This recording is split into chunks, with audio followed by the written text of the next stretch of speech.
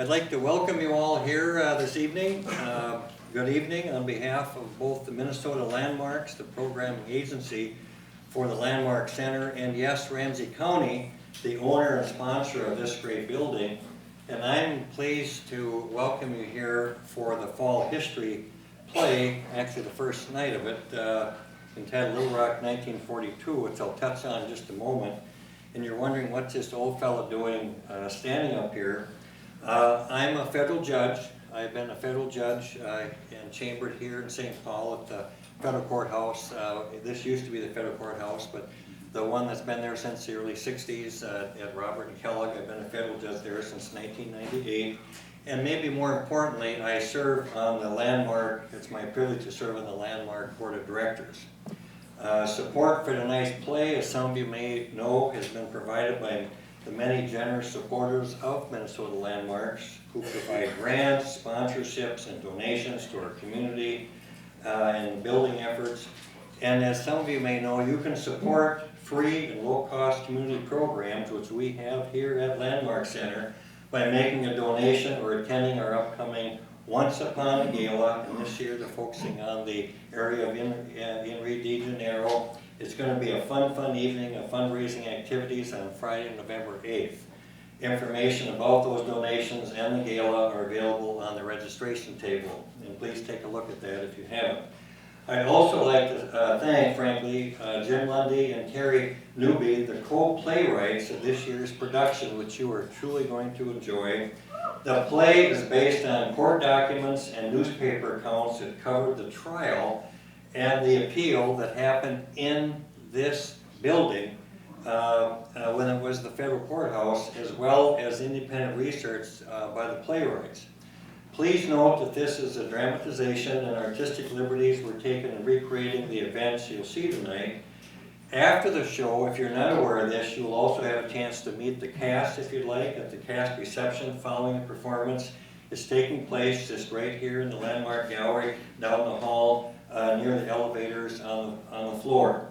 Now please note, if you're not aware of this, that the St. Paul Neighborhood Network is filming tonight's performance and discussion for replay on this channel. And so now I'd like to ask each of you, not unique to this evening, to turn off all of your cell phones and other devices that could potentially interrupt the play. And let's take just a short trip back before the play begins. Let me take you back to 1942. In 1942, Susie Morris filed a civil rights action, sued the little school district in Little Rock, Arkansas, and was demanding equal pay for black teachers. And a young lawyer, because as some of you may be aware, the 8th Circuit, a Court of Appeals, which is where you go after your federal case is done before you go to the U.S. Supreme Court, that covers Nebraska, Arkansas, Missouri, Iowa, North Dakota, South Dakota, Minnesota, and there's 2 places they have the hearings, here in St. Paul and St. Louis. And so back in the day, all those hearings were held right here in the Landmark Center. And a young lawyer came up from an organization that was funded called the NAACP Legal Defense Fund, came up to represent Susie Morris on her lawsuit. And then I think it's even more appropriate than maybe some of you aware that here you're on the first night. It's the 70th anniversary, it was in May of this year, of Brown versus Board of Education, because as you're going to learn through this case, many people feel this case was one of the founding cases eventually that led to Brown versus Board of Education in 1954. And you might recognize the lawyer's name because I have not said it yet. The young lawyer that came up to represent Susie Morris was Thurgood Marshall. He made the argument right here in this building. He would continue on and hear numerous other cases before he had Brown versus Board of Education in May of 1954. And then he's the same Thurgood Marshall, as many of you know, that served on a U.S. Supreme Court from 1967 to 1991. And before we take you back to 1942, I keep a bookmarker in all my books in of Thurgood Marshall, and for two reasons before we begin this very special play. One, I believe we live Thurgood Marshall's legacy every day because of the decisions that he made. And I'll leave you with a quote before we begin. Keep in mind, he was the young lawyer who came here representing Susie Morris. One of my favorite quotes that I would suggest perhaps applies to all of us, including everybody in this room, and I quote Thurgood Marshall, "None of us has gotten where we are by pulling ourselves up by our bootstraps. We got here because somebody bent down and helped us." I think that's so true.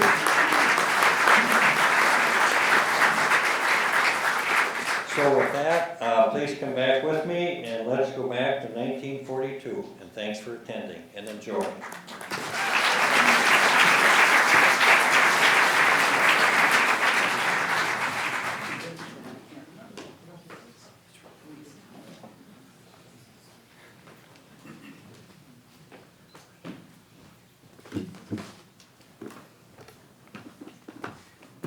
My editor always says, "For God's sake, Nelson, put it in the can."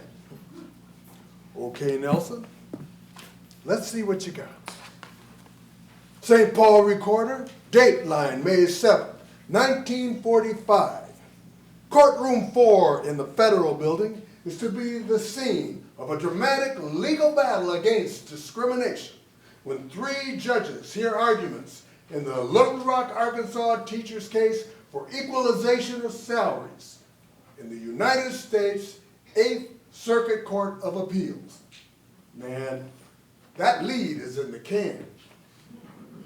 In 1942, Mrs. Susie Morris, head of the English department at Dunbar Junior College for Negroes, filed suit in behalf of herself and all others similarly situated against the Little Rock School Board to have the federal court rule that there was discrimination in the payment of salaries between Negro and white teachers.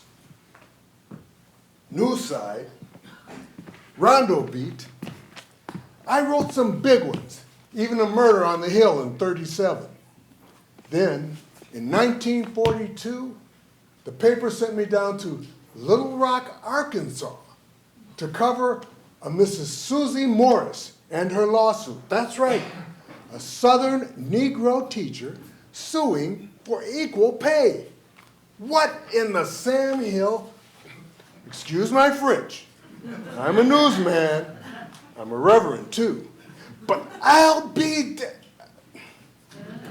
well, let's just say Susie Morris was a firecracker for sure. John, where are you? Susie lost that case in 42 in Little Rock, but it's 3 years later, and she's back to appeal the trial district's decision.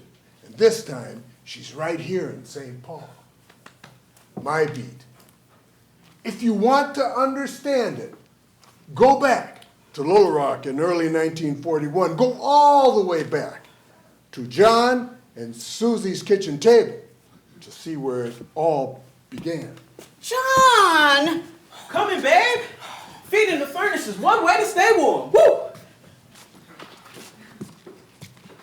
Don't go asking me to shovel coal. I'm cold. Oh, shoveling coal is man's job. I'll keep you warm. Get that dust on me. Oh, guess you only love me sometime. That's true, Susie. Hey, you play your cards right, wash out that coal, and maybe. But John, it's cold, and coal's expensive, and all our heat's going up through this leaky roof.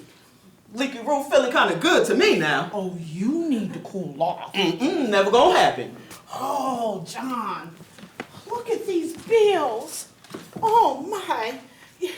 Both us working and we can't afford coal and groceries? Well, if we gotta choose, I vote groceries. But I got some good news, baby. Oh, what's that? Well, you know they say the best thing for business is war. And there's a war in Europe. And I don't think we're gonna stay out of it.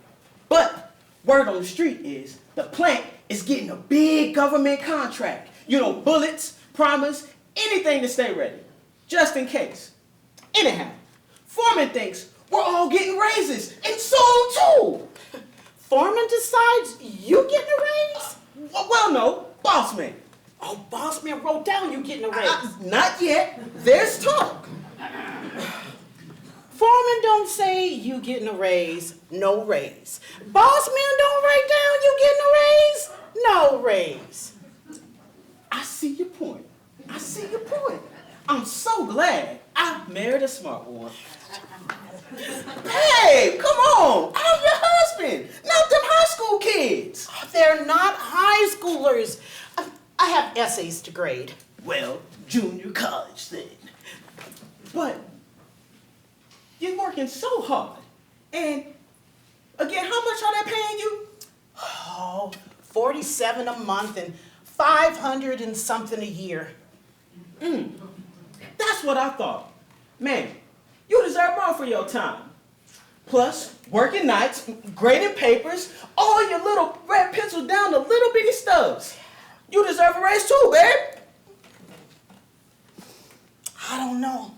That would mean I have to approach Superintendent Scobie. I don't know. Scobie? That man's got a steel trap hand and a broomstick right up his... John! I'm just saying, you march into his office and ask for that raise, babe. John, I don't want to be the Negro teacher raising Cain. Oh, babe, listen.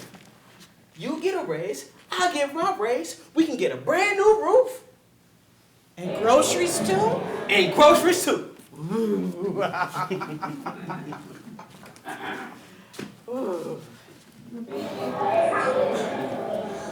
Class!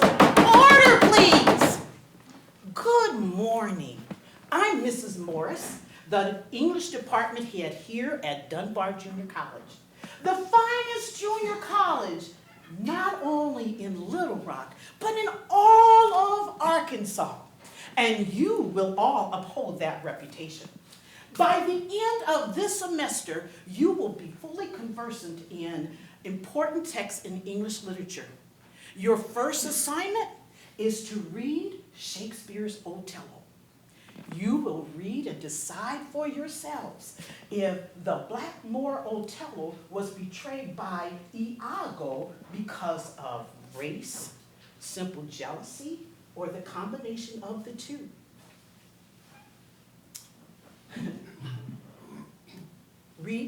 Enjoy your lunch.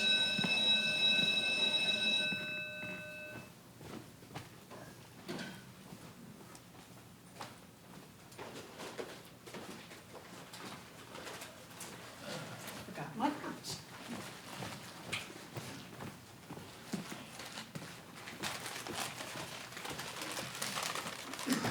Violet! Oh, Susie, my dear friend. Oh, goodness gracious, we have so much to catch up on. You seem as wound up as tight as a clock. Oh, you know me, I can't hold back. I'm just tickled pink. Oh, girl, I know that look. Have you gone and got yourself a new beau? Yes, Susie, and I want to tell you all about it. You already know him. No, not that fellow who dumped you. What's his name? Mason? Mason Rutledge, yes. Oh, I am over the moon, I'm so happy. Oh, looks like Mason put a nickel in you. It's even better than that. Mason asked me to marry him. Oh, Susie, I could just squeeze you up. Oh, sounds like something good for sure, I hope. Violet, I'm so happy for you. Oh, it just happened last night. Oh my goodness gracious. But I'm 24 already. I was so afraid of becoming an old maid. You don't have to worry yourself about that. Not anymore, I don't. He took me to dinner, then for a walk down by the river where he got down on one knee. No, he did! And the sun was setting. Oh, it was so romantic. And look. Oh, my, how beautiful. Mason's an engineer. He makes lots of money. He said with me teaching, for now anyways, we can live over on Hillcrest. or maybe even Markham Street. My Lord. Ooh, Mason's got big plans for us. We're gonna buy a big house with a yard for the kids whenever they come. It sounds wonderful, Violet. Oh, listen to me going on about myself a mile a minute. My dearest friend Susie, it has been so long since we've had a chat. Please tell me everything. Well, John and I have been together, it seems like forever. I mean, things are good. We've been married now for almost 10 years. 10 years? Ooh, that's something to be proud of. You sure make it look easy. Oh, marriage isn't easy. I mean, things are tight. I mean, John's a good man. He works hard at the ammunition plant. But coal's up, groceries are expensive, and our heat's going through this leaky roof. We need a new roof. We don't know if we can afford it. It's always something, isn't it? It is. But, John thinks he may be getting a raise, and that would help. And I don't know what to think, but I tell you one thing, it would be nice if the school board would give us a raise. I mean, teachers' salaries and all. Ooh, don't I know it. It'll be easier once Mason and I are married, but it sure is tough getting by on what the school board pays us teachers.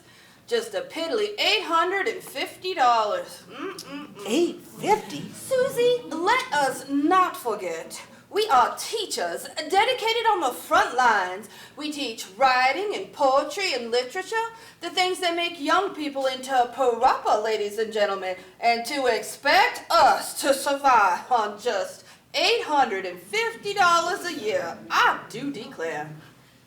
The highest paid teacher at Dunbar gets $47 a month and $568 a year. Oh, Susie, don't be silly. That can't be right. Are you certain? Violet, I know what my paycheck says. Oh, I don't mean... Y'all at Dunbar work just as hard as we do. Harder, even. I don't see why in the world it would be any less. Oh, I do hope you get to the bottom of this. I have to run. You go straight to Superintendent Scobie. I'm sure he'll explain it to you.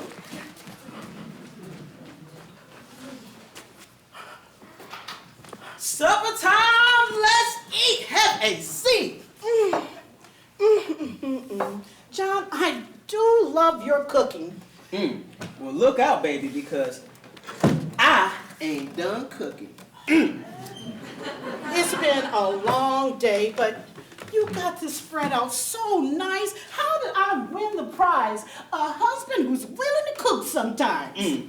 Listen, my shift's done by 3:30, so when you work a long one, I'll do the cooking. I do appreciate you. Well, let's eat because my stomach thinks my throat's cooked. Black-eyed peas and rice. And beans, and you know what that means. Money. What's up, babe? You a bit down tonight. I had lunch with Violet today. Well, you two are friends, so... Well, Violet said a lot of things. First of all, she said that Mason asked her to marry him last night. Mason? I thought he dumped her. Now they're talking about getting married. Mason had her so ruffled. Sometimes she didn't even seem to make sense. I mean, she asked how we were doing. I told her we're good. I told her about groceries going up and the roof and all. And then she told me how much she makes. And how much was that? $850 a year. I only make $568. You got 10 years over her, do the same work as her, and they pay you less? Something is wrong there. It sounds like Little Rock pays Negro teachers a lot less than white teachers. John, we don't know that. You did say she told you, correct? Yes, but Violet and I are only 2 teachers in the whole district. You think she's telling you the truth? Why would Violet lie to me about pay? Well, I'm not sure. To get you going? To make you think you're in trouble? Listen, you know how white folks like to treat us. Let us get close, but not too big. Violet's my friend, and I trust her. Okay, I'm just saying. When you're talking to white folks, friends, whoever, remember, they might have their own angle. But you know who I don't trust? That's Scobie. That's who. The superintendent. Listen, you get your raise, I get mine, and we can get a new roof. I don't know about approaching Superintendent Scobie. I don't know. Oh, babe. Listen, things will be all right. Just go ahead and talk to him. Approach the school board, approach Scobie. I don't want to be the Negro teacher raising Cain. Don't worry about it. Talk to him. Talk about getting your raise, babe. Then we'd be able to get groceries. That's right, that's right. But they might think that you might be an... Oh, John. Listen, Scobie doesn't want you to know. He doesn't want you to know. And that's fine. But Violet makes more than you because she's white. And all the other white teachers make more because they're white. I don't know, John. I don't know. I don't want to be the... I don't want to cause trouble. I don't want to be a troublemaker. Again, you don't gotta worry about being a troublemaking uppity Negro. Listen, Scobie doesn't want you to know.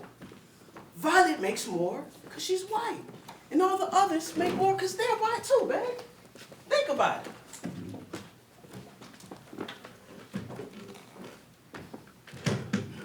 In 1942, there was an attorney for the NAACP named Thurgood Marshall. Most folks didn't know his name yet. He was to become more famous later on. Marshall was interested in using the law to fight for civil rights. And during that fight, he met a legal all-star named William Hastie.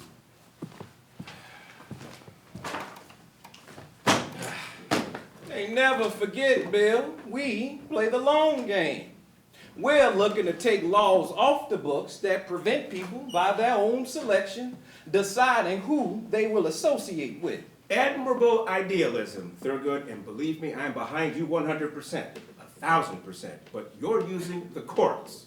I don't see a favorable ruling for us under any circumstance. You could be right. It seems to me that the solution to the problem of segregation is legislative, not judicial. A horse apiece. We could be damned either way. Well, that's a pleasant thought. So, what do? Well, we only litigate cases that go to the heart of segregation. Only those that help us overturn Plessy. We keep looking for the right case. A case that will be the gateway to the elimination of state-sponsored segregation on the buses, in the schools, the voting booth, in all aspects of American life. Oh, bless your heart, Thurgood. All aspects. You just want it all, don't you? I didn't get where I am by aiming low, and neither did you. I suppose you're right. Look, maybe someday we could find a way to eliminate race prejudice from, I don't know, public schools. Maybe. But excuse me for saying so, but you are a damn fool if you think we're going to eliminate it from all aspects of public life. Well, that's not our goal. We will never eliminate race prejudice. But we can eliminate state-sponsored segregation in public schools. I don't know. A whole lot of white people have way too much invested in this. Now, and every Southern judge knows that. We don't have to convince every Southern judge that race prejudice in public schools violates the Constitution. We just need one, and the right case. I know. You want us to find the best cases in every Southern state, and you want us to keep litigating until we win. That's right. You're not convinced. You bet I'm not. You of all people should know there is not a single trial court judge in the South who will rule in our favor. You could be right about that. So, we'll be strategic. The long game. Let me ask you this. Say we lose in district court. We are losing. Do we give up? No, of course not. We appeal. Exactly. We move up to the appellate courts. And appellate judges are a proud bunch. You think federal appeals court judges are less racist than trial court judges? Of course not. They are just as flawed. But they're too proud of their scholarship and legal expertise to decide cases based on whatever personal racial bias they have.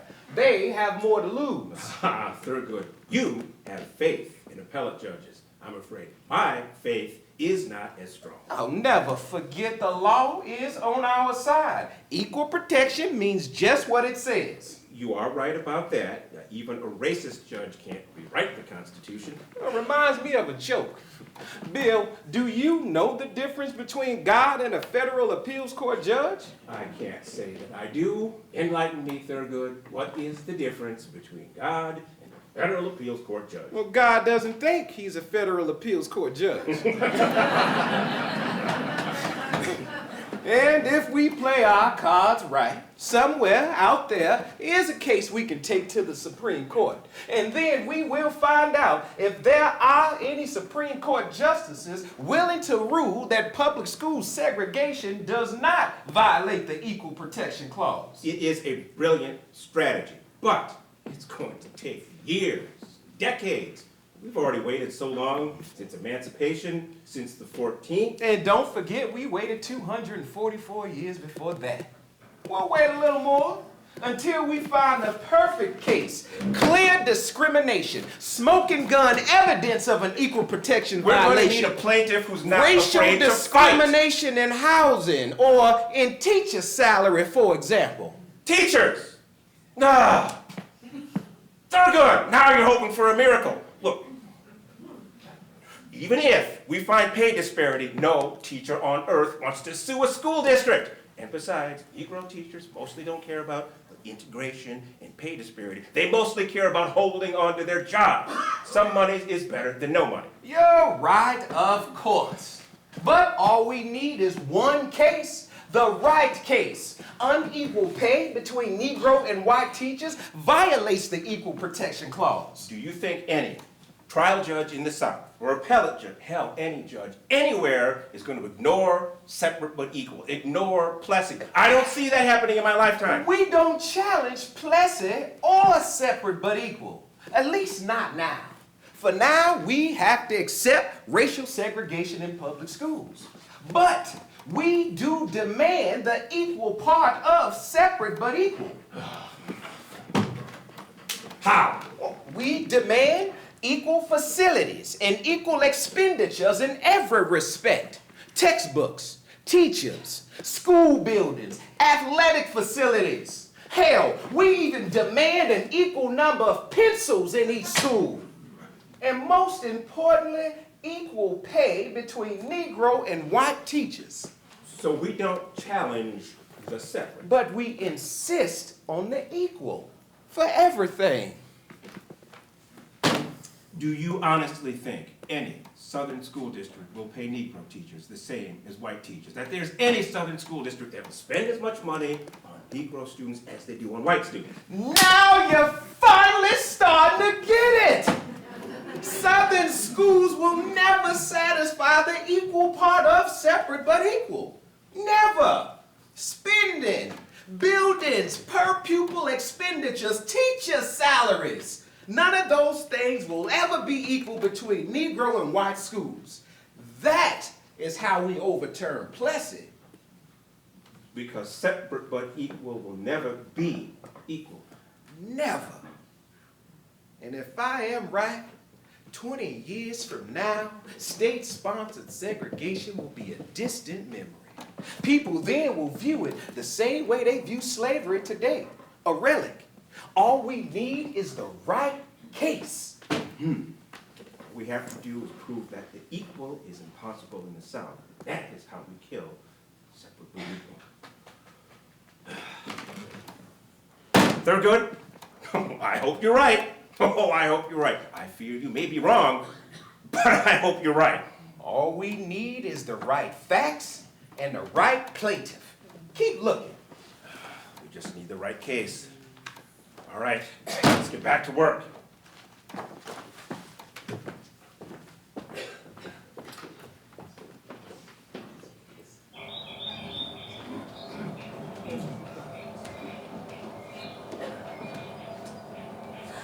Are you teaching Shakespeare this unit? I am. I assign my students to read Othello. Othello, my word. It's really pronounced Othello. Oh, thank you. Can junior college students really understand it? When I taught it, my students really struggled with Othello and Iago. My students don't have any problem understanding how a society undermines a black man, especially a powerful black man. Oh, right, because... Because they don't need to understand Shakespeare to understand that. Fascinating. Why don't you come to my class and visit and see if you can get some ideas on how to work with your students with this material? Oh, would you allow it? That would make me so happy. Why don't you come this afternoon about 3 over to Dunbar? Oh, I'll be there. Oh, you are such a good friend. Well, Violet, I need to speak to you about something important. Oh, anything at all. Just tell me. It's about salaries. It's about yours, mine, everyone's. Oh? Well, the other day we were talking, remember? And your salary's quite different than mine. I remember. Did you talk to Mr. Scobie? Did he explain it to you? I didn't speak with Mr. Scobie. I did talk to John. Violet, let me ask you a question. Do you think that the school board pays Negro teachers less on purpose? Susie! You best mind your P's and Q's. We were just talking over lunch, just a couple of gals gabbing. But Violet, you know how this salary could be important to me. Well, yes, it's important to me too, if it's true. Of course, some white teachers make more than some colored teachers, but maybe some colored teachers make more than some white teachers. We really don't know, so it's best not to fly off the handle. But Violet, we know there are some better Negro teachers than white teachers. You said so yourself. Yes, I did. What if all the white teachers got paid more than all the colored teachers? Wouldn't that be wrong? I mean, if better Negro teachers were paid less, all because of a system. Well, yes, I suppose so. Oh, I'm certain it'd be wrong. I am certain that you would be able to teach at any white school. And any Negro school would be happy to have you. We both just want what's best for our students. Of course. Violet, you're my friend, but you've only been out of school for 2 years. I have been teaching nearly 10 years, and I make less than you. A lot less. It isn't fair. It isn't right. Do you think better Negro teachers being paid less than white teachers is fair? Well, no, but it's just normal. I suppose it'll never change. It's not normal. It's wrong. Violet, what is it? It's just, I overheard Superintendent Scobie talking to some of the white teachers.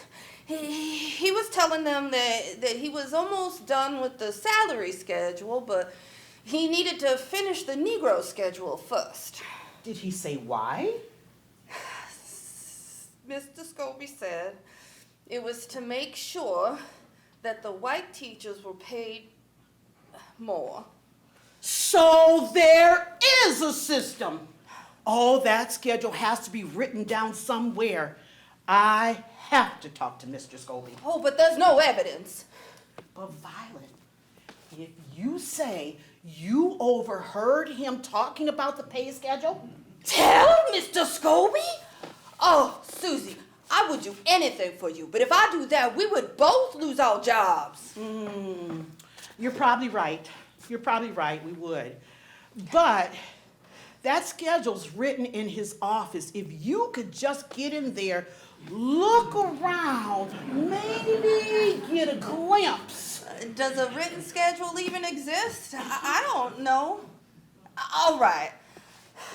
I'll let you know if I see anything, but I will not speak out against Mr. Scobie.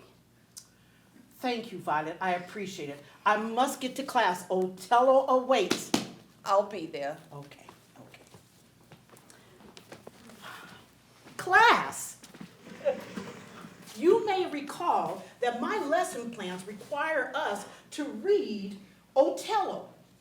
You will discuss the relationship between the Blackmore Otello and his trusted military friend Iago, and then decide for yourselves what causes Iago to betray Otello. The Moor is of a free and open nature, that thinks men honest, that but seem to be so, and will be as tenderly led by the nose as asses are. Consider this passage, and tomorrow we will discuss what you think motivates Iago. Was it race, simple jealousy, the combination of the two, or was it something else? Class dismissed. Oh, Susie, that was wonderful. How do you get your students so engaged? I'm taking lessons from you. Or you could just teach my class for me. Oh, Violet, I'm sure your students are further along than mine. I just take important context and do the best I can with it. I was giving some thought to what we talked about earlier, about salaries. Make sure to check your teacher's mailbox before you leave today. And You might find something interesting, but you did not get it from me, and you and I never discussed it. all right. Oh, and Susie, thank you 100 times for letting me sit in on your class. Your students are so lucky to have you. Honestly, you're a better teacher than me. Check your mailbox. I will.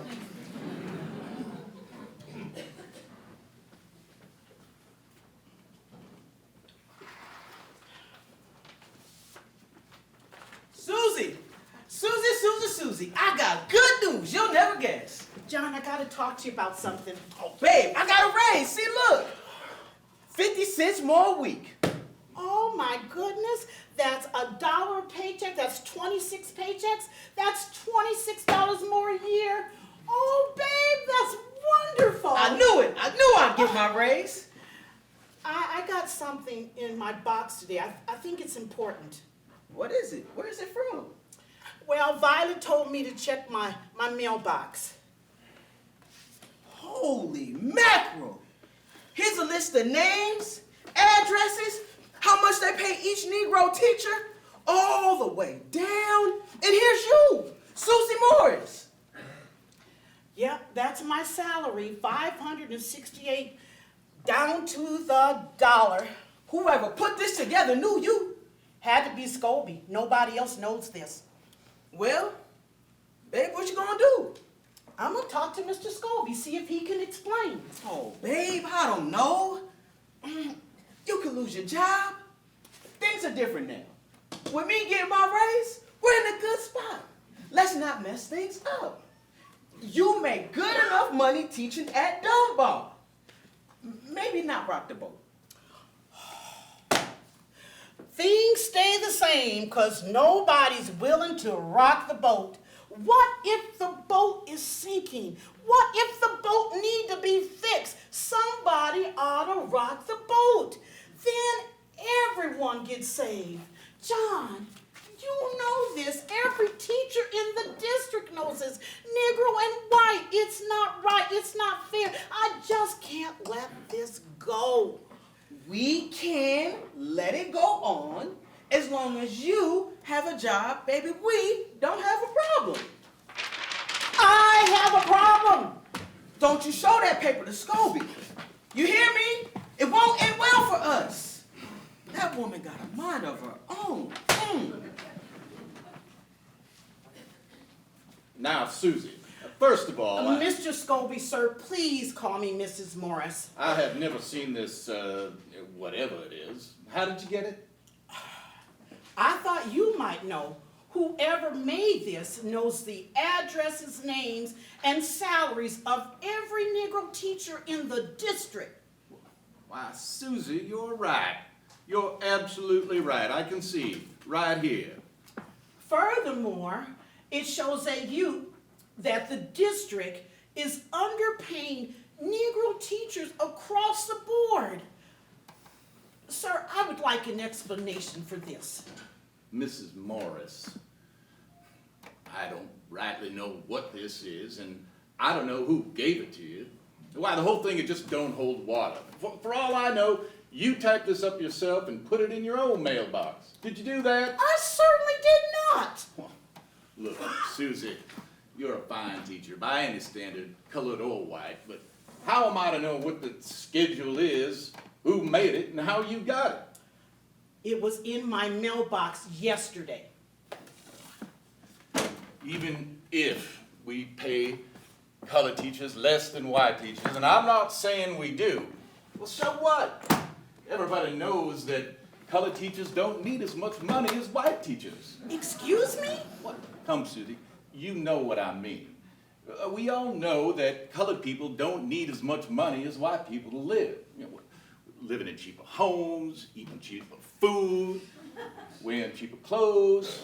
You coloreds don't get paid as much because you don't need as much. Mr. Scobie, sir, I should be paid based on my skill as a teacher, not on what you think I need to live on, and certainly not by the color of my skin. Well, maybe in a perfect world, colored teachers and white teachers would be paid the same, and public schools would be integrated with little colored kids and white children walking and playing together as equals and learning together too. Yes, sir. But since that will not happen in my lifetime or yours, I'm bound to run this district based on the way things are, not how you and I might like them to be. Yes, sir. Susie, Mrs. Morris, you're a great teacher, no matter what your skin color. And I know money's tight at your house. You need a new roof and all. I'm sorry? But you and every colored teacher are going to get raises.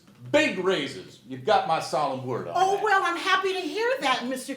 Scobie. So Negro teachers are going to be paid as much as white teachers. Well, you've got my solemn word on that, too. There's no way in God's green earth that I can pay you all the same as white teachers. Well, you'll get a raise, but I can't pay colored teachers the same as white teachers, and you know it.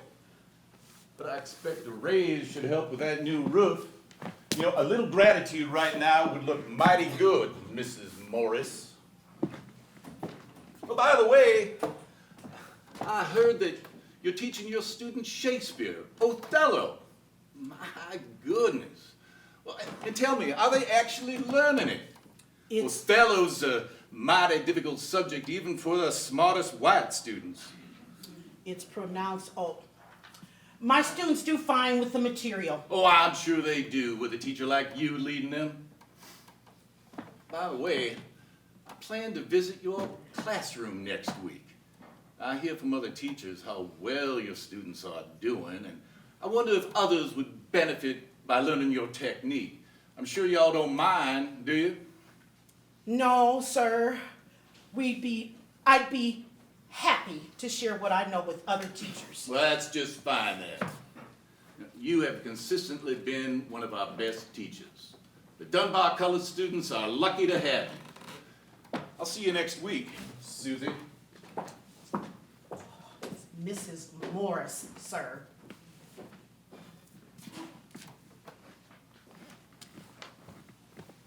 You talked to Scobie. Yes, I did. Even though I told you not to. What did he say when you mentioned the piece of paper? Well, he said he didn't know where it came from, what it was. He said that Negro teachers don't need as much money to live on as white teachers. Then he said we'd all be getting a raise, but it wouldn't be as much as the white teachers. Of course. Of course. Then he said something else. He said that the raise would help us with our leaky roof and our money problems. How did he? Ooh, I'd like to teach that son of a thing or two. Ooh! But this piece of paper, it don't mean much because we don't know where it came from. But it had to come from someone in the district. Baby, don't mention it anymore. Not to Scobie, not to violate, it won't end well for us, even if you're right. John, this is bigger than me. It's not fair to every Negro teacher in the district to be treated this way. I just can't watch this happening in front of me. I can't ignore it. You won't let this rest, will you? No.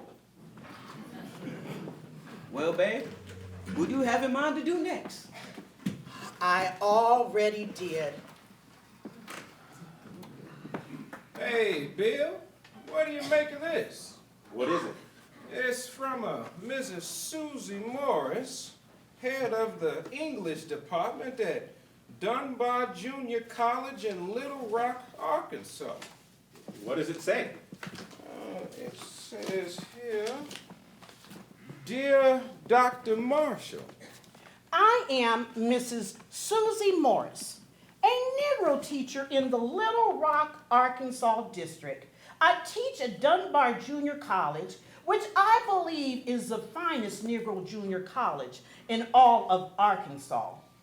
It has recently come to my attention that Negro teachers in the Little Rock School District are paid significantly less than white teachers with similar rank and experience, and sometimes less rank and experience. I learned this from a colleague, a white teacher, who is also employed by the Little Rock School District. Just last week, I discovered in my teacher's mailbox a document that confirms what my white colleague told me. It is a typewritten document that contains the names, addresses, salaries of every Negro teacher in the Little Rock School District.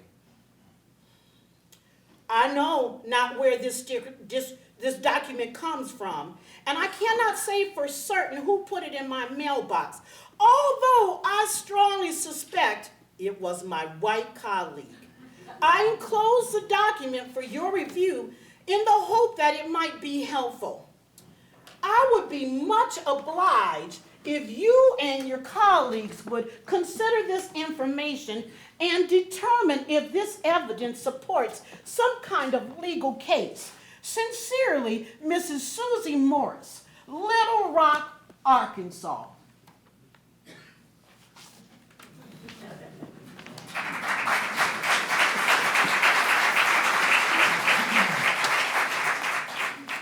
Thurgood, I think we just found our perfect case. Well, perfect plaintiff and perfect facts. This could be our ticket to overturning separate but equal. Please arrange a meeting with Mrs. Morris in Little Rock as soon as possible. Right away.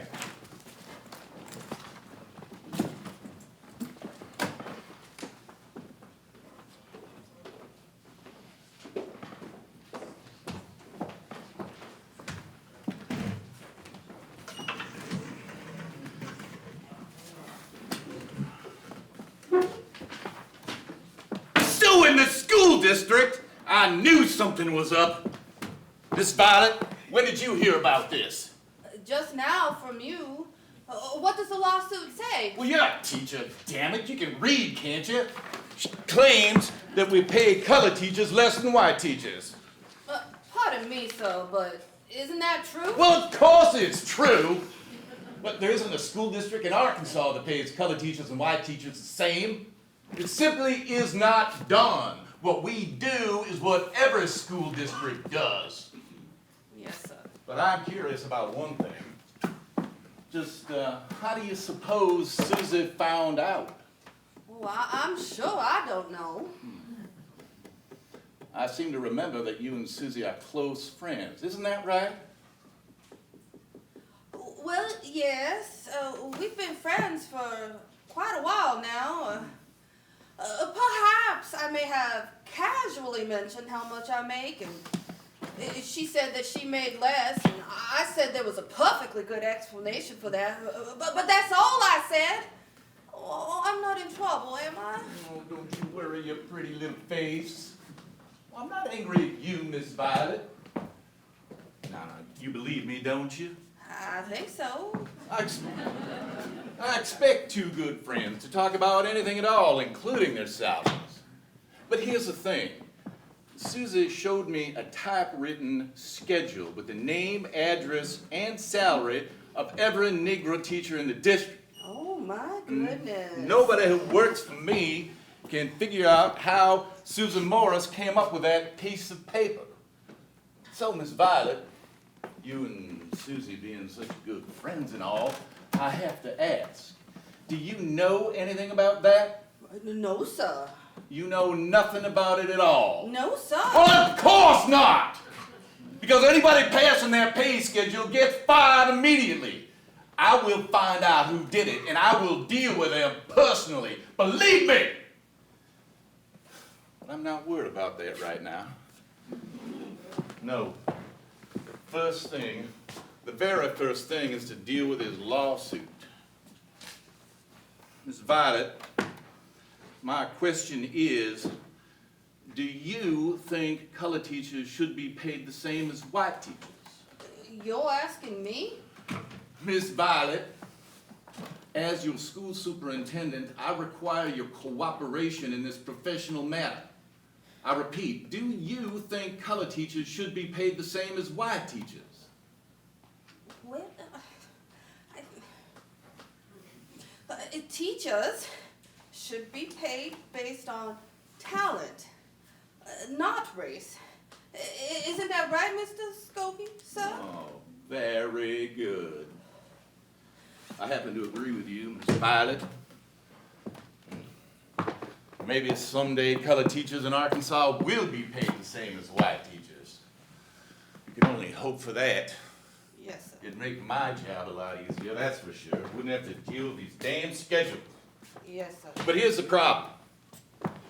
For me to pay colored teachers the same as white teachers, I either have to increase colored salaries or decrease white salaries. Can you see my dilemma? Yes, sir. Well, I can't just use magic and conjure up more money. I have to meet the district budget. Do you understand me? Yes, sir. Well, I could raise some of the best colored teachers, sure, but be reasonable. There isn't enough money in the official district budget to make everybody equal. Now, you and I might want that. We might want that real bad. But most people who pay taxes in this district don't. And that's a fact. And those are the people who pay all of us. Yes, sir. Violet, how much of a pay cut are you willing to take to help out those poor colored teachers? A pay cut? But Mr. Scobie, I couldn't get by on any less, especially now that I'm engaged to be married. Married, is that a fact? Anyhow, Miss Violet, I still would never ask you to get by on less money. So until the people of this great city become more enlightened, the colored teachers in Little Rock are just going to have to get paid less than white teachers. I see. And maybe someday you and I will live to see equal pay, and colored kids and white kids learning together, and so forth and so on. Not in my lifetime, however, or yours. Yes, sir. Violet, I need your help to deal with this infernal lawsuit. Susie's gone and made my life very difficult for me and for you if she convinces some judge on this equal pay thing. Well, you told me yourself you can't afford a pay cut. No, sir. We need to get rid of Susie. She can't be spreading these terrible ideas to other teachers. Fire her. Got to. My hands are tied.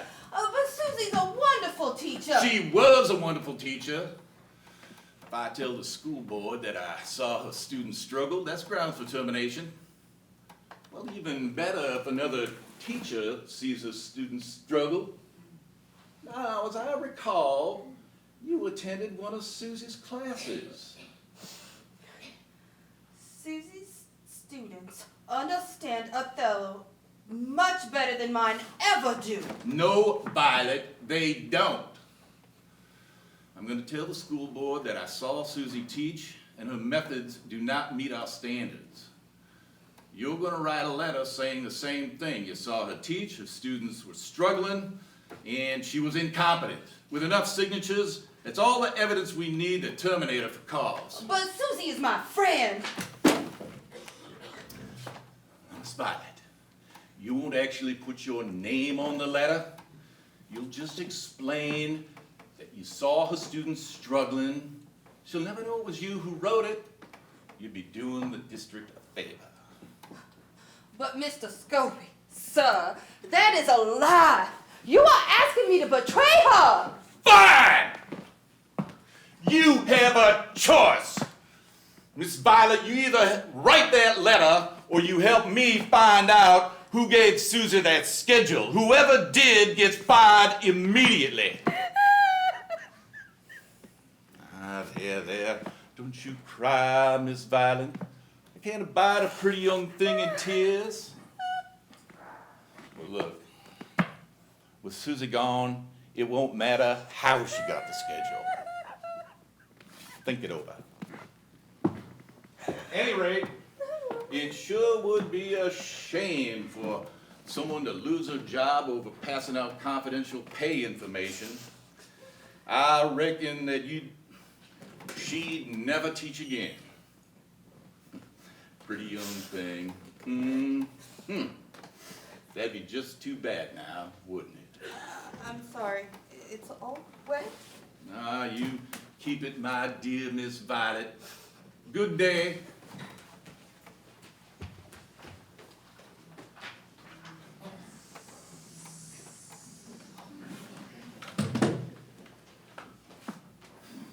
Mr. Scobie, what is the meaning of this? Why am I being fired? I've received multiple complaints from your fellow teachers and students that your teaching methods are unproductive. I've visited your classroom myself and see your students struggle with complicated subject matter. I told the school board what I saw. Mr. Scobie, sir, you said I was one of your finest teachers. You said my students were lucky to have me, and now I'm being fired? Oh, no. Even if, sir. No. Susie. This is about the lawsuit, isn't it? This is not about the lawsuit, that ridiculous lawsuit. Even though you betrayed me, and after all I've done for you, no. You're being terminated based on what I saw and what other teachers saw. What is this? It's a letter from another teacher at a private school board meeting this afternoon. She will testify that she saw you teach, your students struggled with the subject matter, or fellow as I recall, and that you had no classroom control. That's enough information to terminate you. Why, it's not signed. Who? Well, the district must protect its own. The letter is anonymous. Oh, my Violet. Oh, then you must speak of one who loved not wisely, but too well. You will receive your final paycheck tomorrow. Now, I'm happy to write you a letter of recommendation for a job in some other district. But Susie Morris, mark my words, if you appeal this decision of the school board, I will see to it that you never teach anywhere ever again. I trust this matter will go no further. Good day, Susie.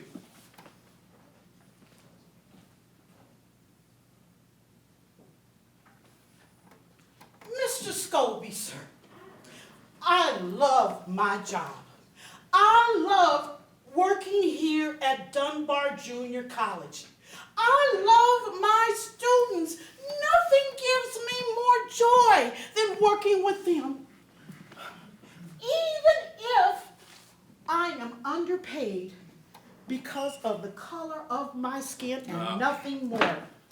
And you want to take that away from me? I won't let you. No, you try to scare me. You even try to turn my friends against me. Oh, now I know I'm doing the right thing by suing the district. Now, Susie, Oh, don't be you've not heard the last of me, Mr. Scobie. Good day.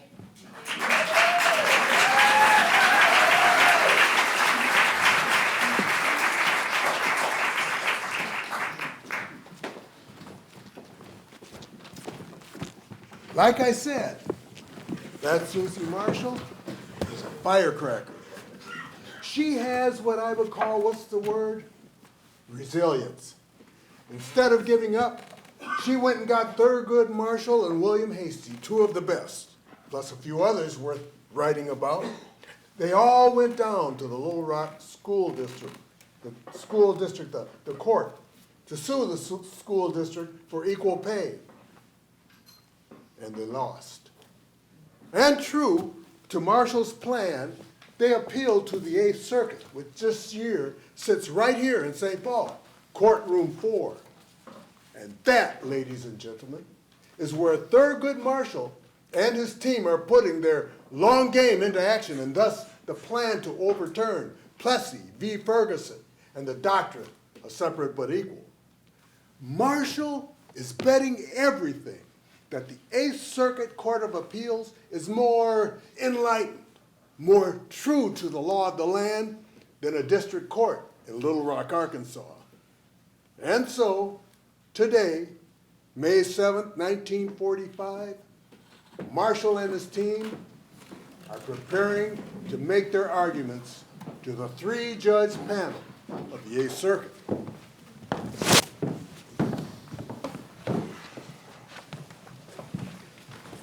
You may be seated.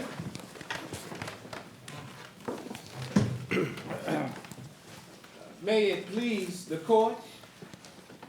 Good morning, counsel. My name is Thurgood Marshall on behalf of the appellant, Mrs. Susie Morris. Mrs. Morris brought this suit because the school board in Little Rock, Arkansas pays colored teachers less than white teachers. In some cases, far less. The evidence we presented at trial shows conclusively that the Little Rock School Board has a schedule of salaries, and that schedule is designed to create a permanent racial disparity between colored and white teachers. Colored teachers will always be paid less under this schedule and policy. We are asking this panel to overturn the trial court finding of no disparity and no discrimination. We are asking this panel to reverse the trial court decision. Mr. Marshall, the schedule to which you refer seems to have a, shall we say, rather mysterious origin. That's why the trial court did not allow Exhibit A into evidence. Now, are you asking us to overturn the trial court based on this document? Your Honors, we contend that Plaintiff Exhibit 4 is self-explanatory. It is a document entitled Special Adjustment Plan Negro Teachers, May 1940. The title says all you need to know. Moreover, this document contains the names, addresses, and salaries of every Negro teacher in the district, and those salaries are, across the board, less than those of white teachers. So we contend the trial court should have considered this document. Counsel, plaintiff testified that she simply found that document in her mailbox. Is that correct? Yes, Your Honor, but that does not mean it is not authentic. Indeed, only someone from the school board would have all this information. Well, the plaintiff also testified that she had no idea who might have put that document in her mailbox. Moreover, she had no indication that it was ever acted upon by the school board. Correct? Yes, but Your Honor... But defendants' witnesses, including Superintendent Russell T. Scobie, all testified that they had never seen Exhibit 4, did not know what it was, had not prepared it, had no idea where it came from. Now, is that not correct? To no one's surprise, Your Honor, the school board denied knowing anything about Exhibit number 4. And for good reason, given what it shows. Well, Mr. Marshall, the document to which you refer may contain some very damning information, but it is totally, utterly without foundation. Your Honors, the content provides all the information you need. If there is a special adjustment plan for Negro teachers, there must be one for white teachers. But you are asking us to overturn the trial court's determination regarding plaintiff's trial exhibit number 4 based purely on speculation. though, Your Honors, but plaintiff exhibit number 4, when reviewed in the context of the other trial evidence, proves our case and supports reversal. Counsel, regarding that plaintiff's exhibit number 4, the trial court ruled, and let me quote, "So far as this record is concerned, it is an orphan without mother or father, and no more than a waif laid at the plaintiff's doorstep." Now, there is no record that the school board ever knew about that document, let alone took any action based upon it. Mr. Marshall, does the plaintiff have any evidence at all from the record which would support this court overturning the trial court's ruling on Exhibit 4? Your Honors, the trial court record is 832 pages. Again, plaintiff exhibit 4, when read in the context of the record, proves our case and supports reversal. Mr. Marshall, you contend that there is other evidence that supports your case. May we suggest that you move on to that other evidence? It seems to us it would be very difficult for this court to overturn the trial court based on that motherless waif of Exhibit 4. Even if there is no formal or admissible schedule, the evidence shows a policy. There is no magic in writing it down. It is the practice that really counts. At trial, every white witness for the school board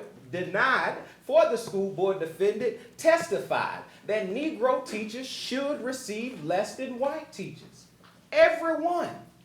That undisputed evidence proves there is a policy of racial discrimination, even if that policy is not formally codified in a written schedule. Even if the court upholds the trial court finding of no written schedule, the defendant's own witnesses admitted the policy of racial discrimination. It is the practice that counts, even if there is nothing admissible in writing that proves that practice. Well, thank you, Mr. Marshall. Let us now hear from the appellee. Good morning, Your Honors. May it please the court. My name is A.F. House, and I represent Defendant Appellee School Board of Little Rock, Arkansas. Now, first, let me apologize for not being as prepared as I might otherwise be. The lawyer in our firm who originally had this case, he could not appear, and I was called in rather late. One moment, Your Honors.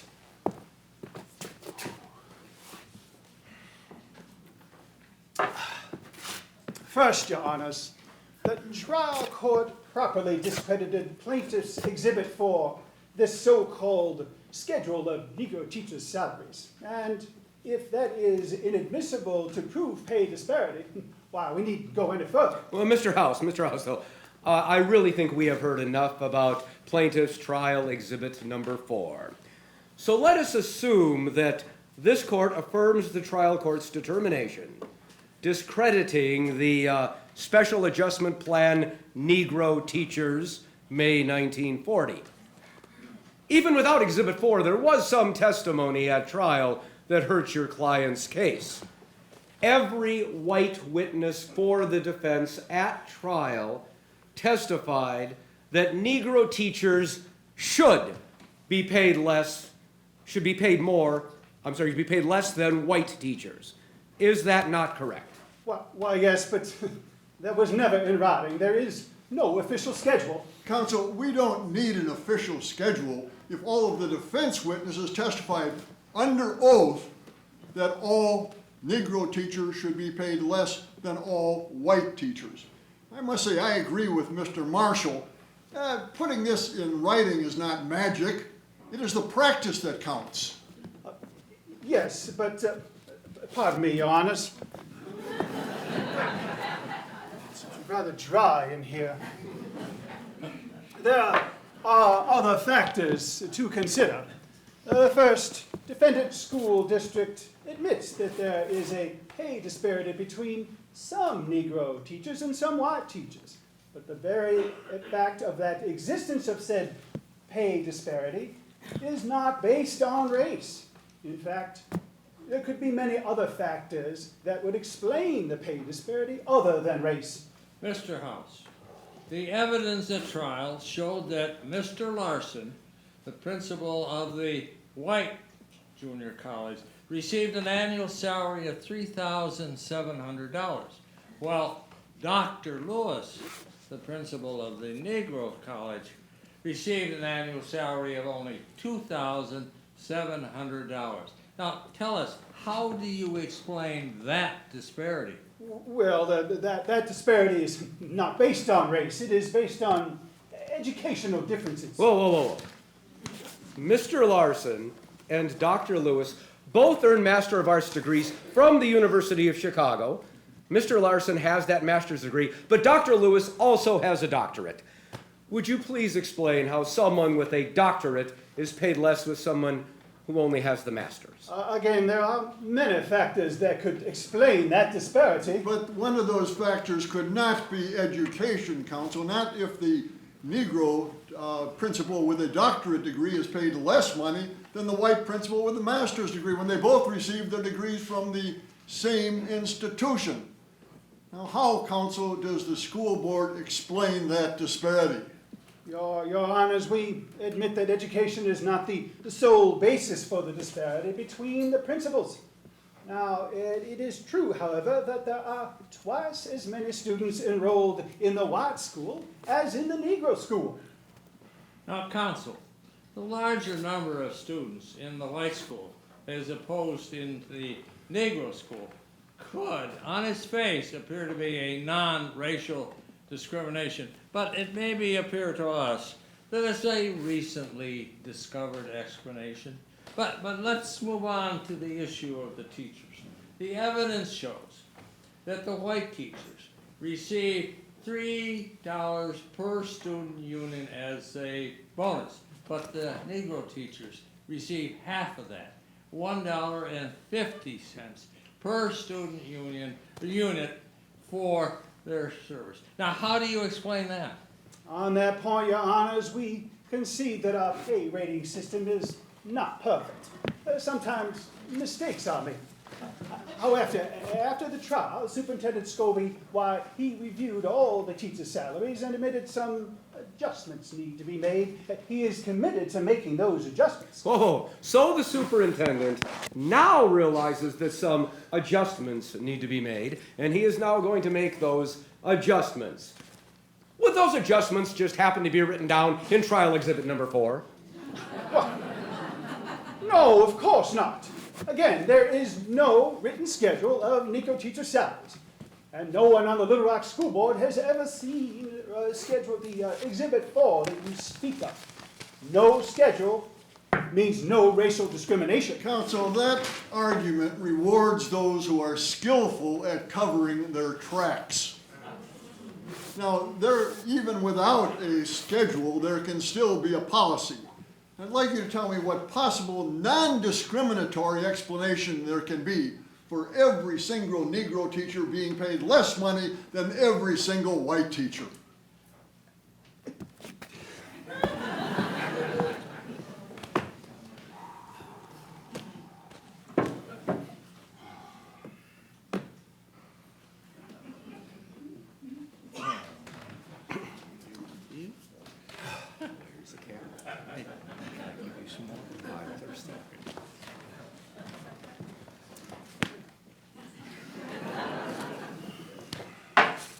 Your Honors, there are some unfortunate policies that exist in Arkansas, and indeed throughout the South. There are some who believe that Negro teachers are paid less because they are worth less. In fact, it is true that many Negro teachers don't need as much money because they live in cheaper homes and wear cheaper clothing and don't have as many financial considerations as similarly situated white teachers. These discriminations exist in the South and in fact throughout Arkansas. But as people become more enlightened, those discriminations, they are being remedied. But these discriminations are not present in this case. But, Mr. House, Mr. Scobie says that adjustments need to be made. Now, the fact that every Negro teacher in the system receives less than the white teachers, does not that prove that discrimination continues to exist? Does it not? No, but I can see where the court would draw that conclusion.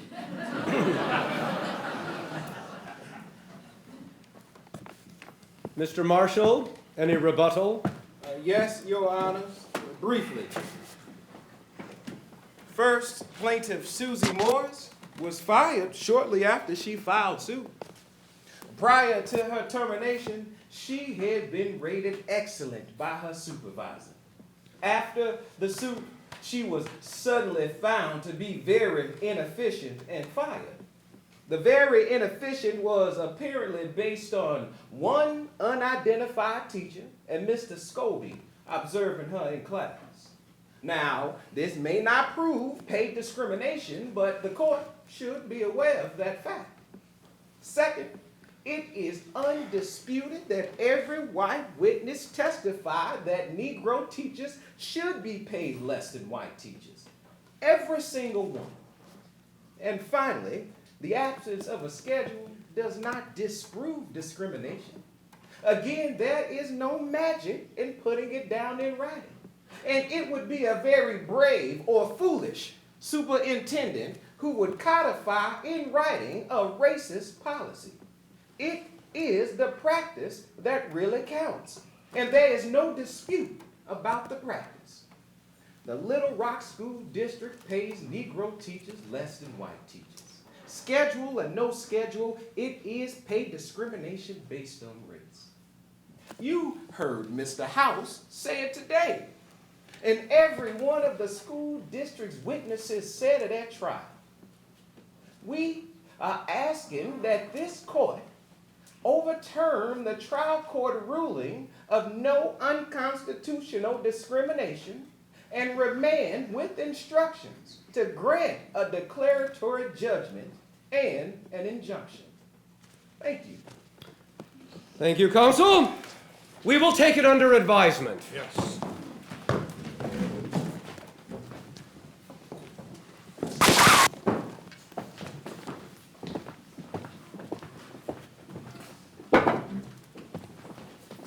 Take it under advisement. I was at that eighth court hearing.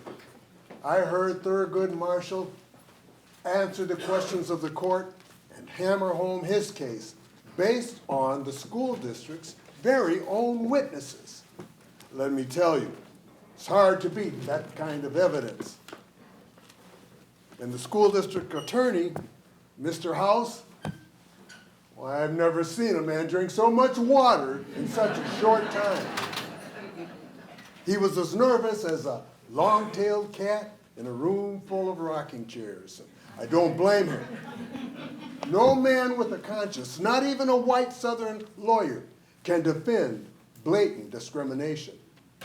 I almost felt sorry for him. And so, on June 19th, 1945, the three-judge panel of the Eighth Circuit reversed the district court in Little Rock, Arkansas.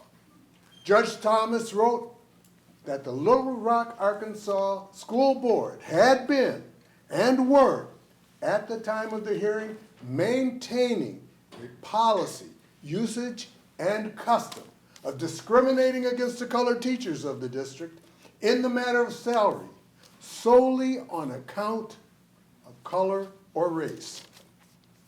Thurgood Marshall got an injunction prohibiting the school district from paying the colored teachers less than the white teachers. With that, Thurgood Marshall got his victory right here in St. Paul. And what about Susie Morris?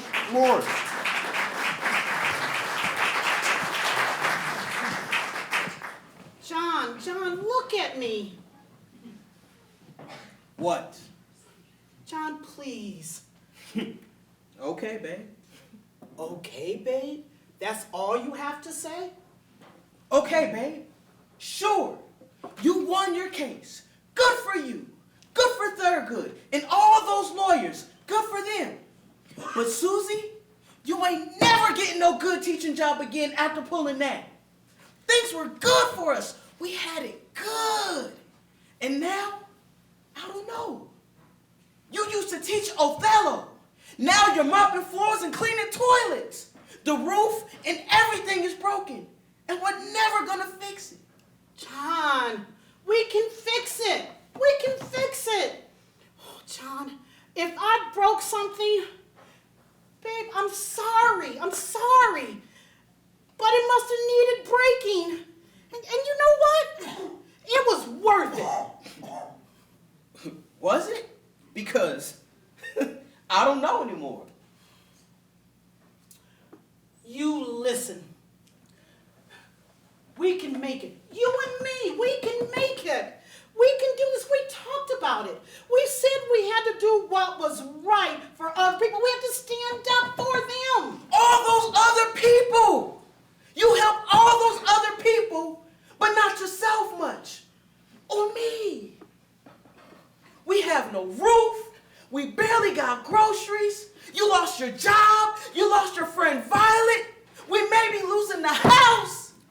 And now, maybe you're losing me. Was it worth it? Susie? Babe?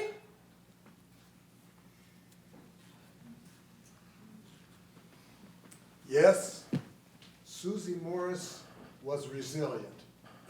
Brave, too. Where does that sort of bravery come from?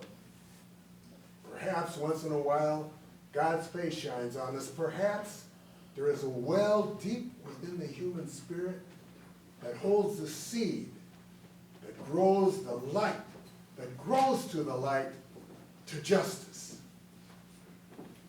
Susie Morris has that seed. She sees that light. Well, can't help it.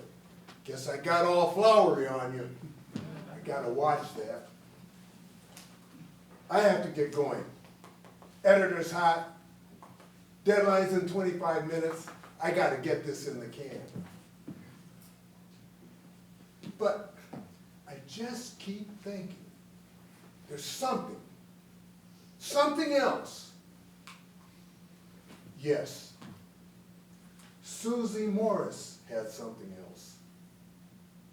She had a dream. Susie Morris' dream looked like a lawsuit for equal pay, but it was really about making us all better people.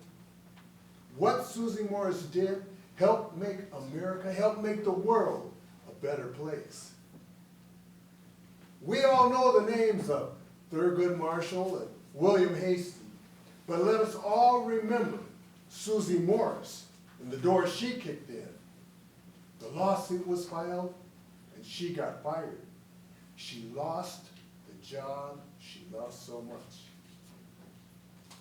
Because of her, maybe one day, even during my lifetime maybe, our country will realize nationwide civil rights.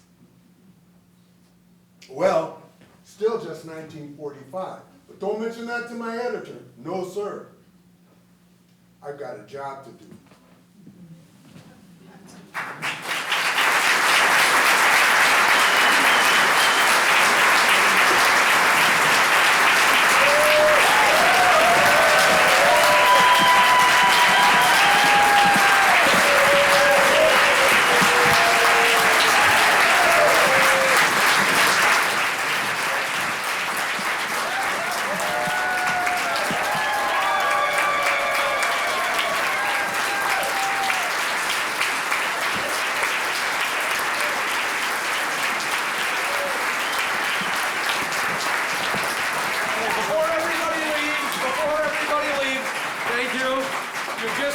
Something you will not ever see, an actor stopping applause. I have been asked before the people leave to say a few words here. We need to do some thank yous from all of us. First of all, Thank you to all of you as our audience. If you enjoyed tonight's show, please do that new social media futuristic thing to your friends. And we have another performance tomorrow at 7, Saturday at 2. Second, I want to thank our producers. That is the Landmark Center. That is Amy Mino and her entire staff here at Minnesota Landmarks who put this together for us. Amy, staff, if you want to come up or you want to bow, whatever, that's up to you. I want to thank our writers, for we did most of their words. James Landy's back there somewhere, and Terrence Newby is right here.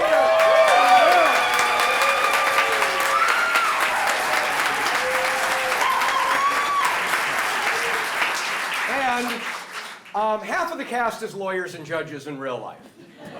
Our director had to try to give direction to lawyers and judges. So Chad Snyder, an attorney himself, who may have to appear before a judge, so whatever, Chad, if you want to come down and we'll express sympathy for what you went through, trying to get us all put together.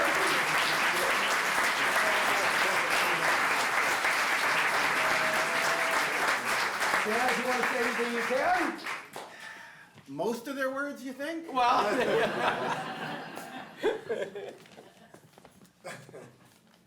Yeah, this is my happy face.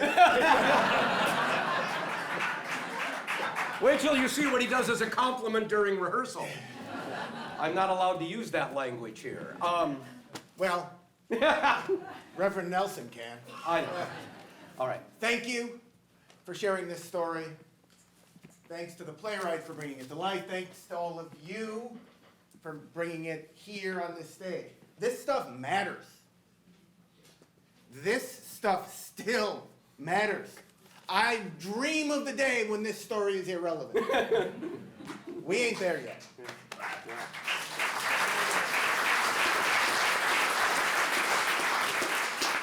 There is life in this history, and there was life here tonight in the story of Susie Morris.